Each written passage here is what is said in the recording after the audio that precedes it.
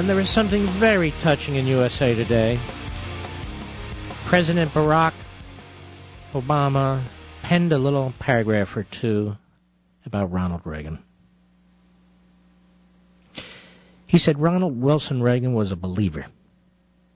As a husband, a father, an entertainer, a governor, and a president, he recognized that each of us has the power as individuals and as a nation to shape our own destiny.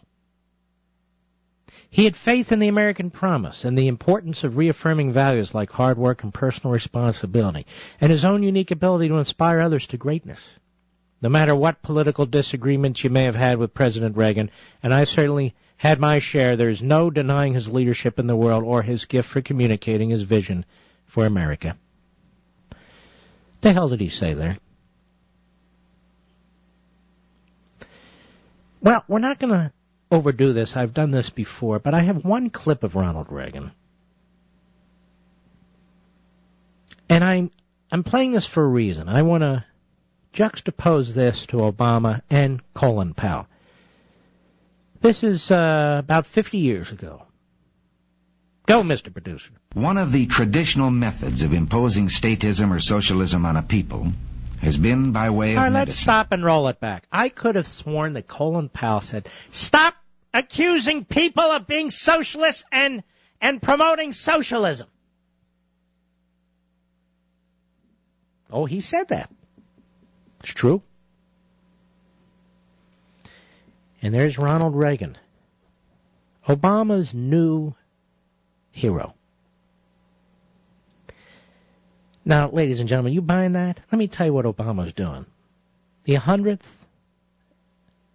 year anniversary of Reagan's birth, the centennial's coming up. Everything's about Obama. So Obama's hanging his hat on Reagan's 100th birthday anniversary. What else explains this? It's absurd. Obama doesn't think anything of Ronald Reagan. Remember his philosophy. The world began with him, meaning Obama. Reagan stood for everything that Obama rejects. How stupid does Obama and do his advisors think that we are? Go ahead, Mr. Producer. Start over. Go. One of the traditional methods of imposing statism or socialism on a people has been by way of medicine.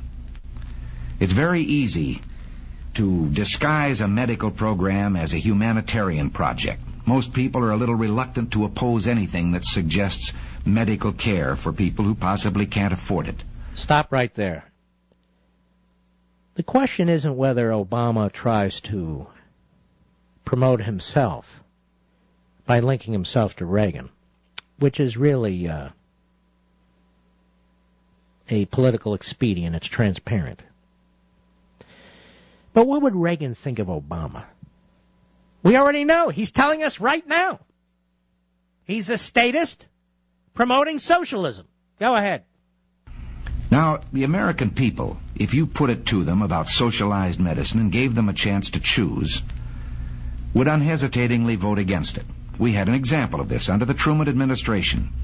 It was proposed that we have a compulsory health insurance program for all people in the United States, and of course the American people unhesitatingly rejected this. Stop. The point is the American people have rejected what Obama forced through a supermajority Democrat Congress from the start. The American people have always rejected this. And yet Colin Powell thinks Obama deserves credit for doing it.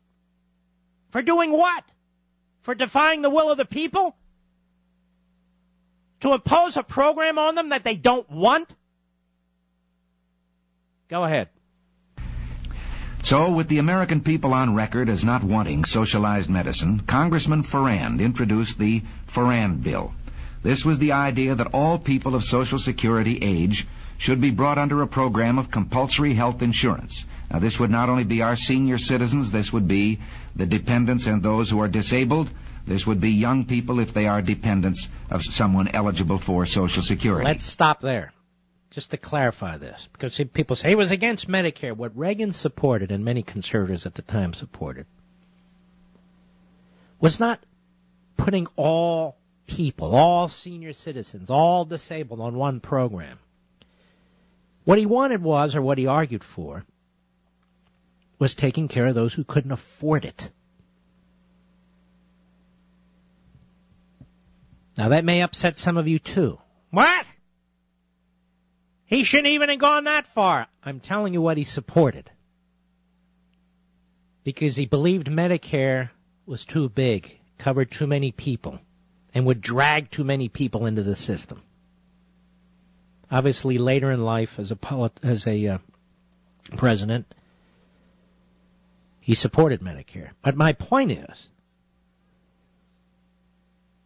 nobody believes Obama is really taken by Reagan here. I don't. And Reagan would be called uncivil, using words like statism, socialism. Go ahead, Mr. Producer. Now, Congressman Ferrand brought the program out on that idea of just for that particular group of people.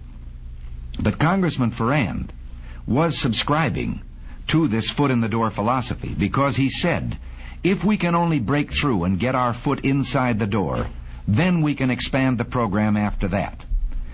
Walter Reuther said, it's no secret that the United Automobile Workers is officially on record as backing a program of national health insurance. And by national health insurance, he meant socialized medicine for every American. Well, let's see what the socialists themselves had to say about it. They say, once the Ferrand bill is passed, this nation will be provided with a mechanism for socialized medicine capable of indefinite expansion in every direction until it includes the entire population. Now stop. How many times do you use the word socialist and socialized medicine? Over and over and over again. We don't even hear politicians today using these phrases. You hear me using them, some of the other more intelligent talk show hosts using them because we understand what they mean. But Reagan was using these phrases, these terms, because they were accurate. Because they were accurate. And here we are many decades later, and we're being told, don't use those phrases and terms because they're insightful. What? Oh, yes, let's go back to the good old days of Reagan. I am. That's why I am who I am. That, by the way, Mr. Producer, was not a fortune cookie. That was Popeye. All right, go ahead, Reagan, go. Well, we can't say we haven't been warned. Now, Congressman Ferrand is no longer a congressman of the United States government. He has been replaced, not in his particular assignment, but in his backing of such a bill by Congressman King of California. It is presented in the idea of a great emergency that millions of our senior citizens are unable to provide needed medical care. But this ignores the fact that in the last decade, 127 million of our citizens, in just 10 years, have come under the protection of some form of privately owned medical or hospital insurance. Now, the advocates of this bill, when you try to oppose it, challenge you on an emotional basis. They say, what would you do? Throw these poor old people out to die with no medical attention? That's ridiculous, and of course, no one has advocated it. As a matter of fact, in the last session of Congress, a bill was adopted known as the Kerr-Mills bill. Now, without even allowing this bill to be tried to see if it works, they have introduced this King bill, which is really the Ferrand bill. What is the Kerr-Mills bill? It is a frank recognition of the medical need or problem of the senior citizens that I've mentioned. And it is provided from the federal government money to the states and the local communities that can be used at the discretion of the state to help those people who need it. Now, what reason could the other people have for backing a bill which says we insist on compulsory health insurance for senior citizens on a basis of age alone, regardless of whether they are worth millions of dollars, whether they have an income, whether they're protected by their own insurance, whether they have savings? I think we could be excused for believing that, as ex-Congressman Ferrand said, this was simply an excuse to bring about what they wanted all the time, socialized medicine. Socialized, socialist, socialized, statist, socialized, socialist. But don't worry, Obama liked Reagan. Didn't agree with his policies, but he liked him. And of course, Colin Powell. Let's stop using these words. I wanted you to hear Reagan for yourself.